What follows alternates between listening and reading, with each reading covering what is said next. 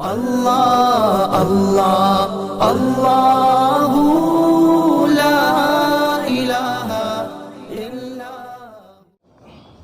اور ایک بات یاد رکھیے، دنیا کے اندر جس سبب کی وجہ سے انسان کو غم ملتا ہے، انسان کو تکلیف پہنچتی ہے، میرا اللہ اسی سبب کے اندر انسان کو خوشیاں اور راحت عطا فرما دیتے ہیں۔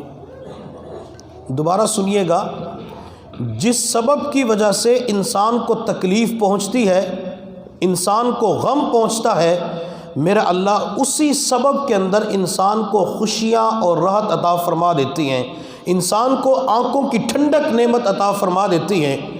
حضرت یعقوب علیہ السلام کے بیٹوں نے اپنے والد یعقوب سے کہا، ابا جان یوسف کو ہمارے ساتھ بھیج دیجئے، یہ ہمارے ساتھ کھیلے گا۔ چنانچہ یعقوب علیہ السلام نے بیٹے یوسف کو دوسرے بیٹوں کے ساتھ کھیلنے کودنے کے لیے بھیج دیا۔ جب شام کا وقت ہوا تو وہ سارے بھائی یوسف علیہ السلام کی قمیص کے اوپر جھوٹا رنگ لگا کے یعقوب کے پاس پہنچے۔ قمیص کو پھاڑا ہوا تھا۔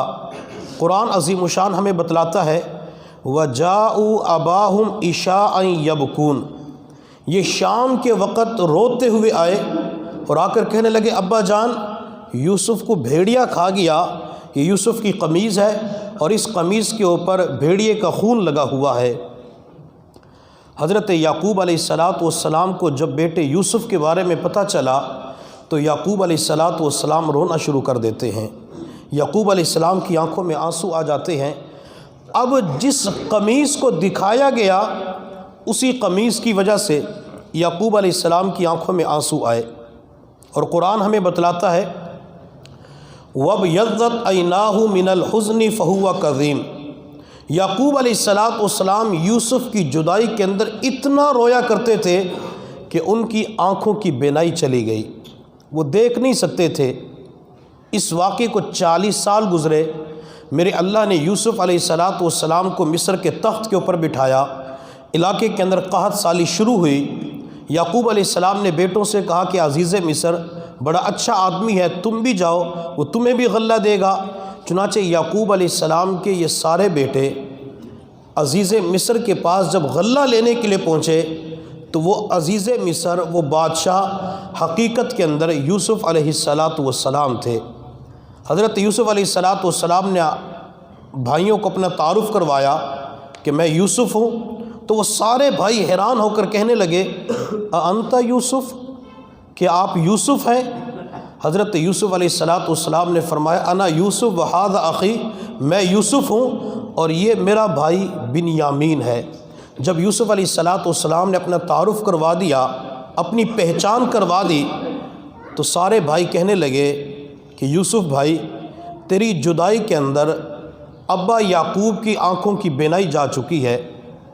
جب یوسف علیہ السلام کو پتہ چلا کہ یعقوب علیہ السلام کی بینائی ختم ہو چکی ہے تو اپنی قمیص قاصد بشیر کو دی، اور بشیر قاصد سے فرمایا کہ یہ قمیص یعقوب کی آنکھوں پہ لگاؤ گے تو آنکھوں کی بینائی لوٹ آئے گی۔ چنانچہ قاصد قمیص لے کے یعقوب کے پاس پہنچا۔ ابھی راستے ہی کے اندر تھا، حضرت یعقوب علیہ السلام اہل علاقہ سے کہنے لگے، انی لاجد ریح یوسف، کہ مجھے یوسف کی خوشبو آ رہی ہے۔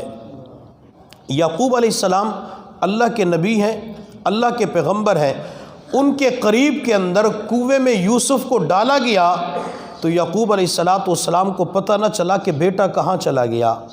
اور جب یوسف علیہ السلام کی قمیص راستے کے اندر ہے اور یعقوب کے پاس پہنچی بھی نہیں تو یعقوب فرماتے کہ مجھے یوسف کی خوشبو آ رہی ہے۔ جب یوسف کو کنویں کے اندر ڈالا گیا تو اللہ تعالیٰ نے اس وقت کشف کے اوپر پردے ڈال دیے تھے، یعقوب کو بھی پتہ نہ چلا، اور جب قمیص راستے کے اندر تھی تو اللہ نے وہ سارے پردے کشف کے ہٹا دیے، اور یعقوب علیہ السلام کو پتہ چل گیا کہ میرا بیٹا یوسف زندہ ہے۔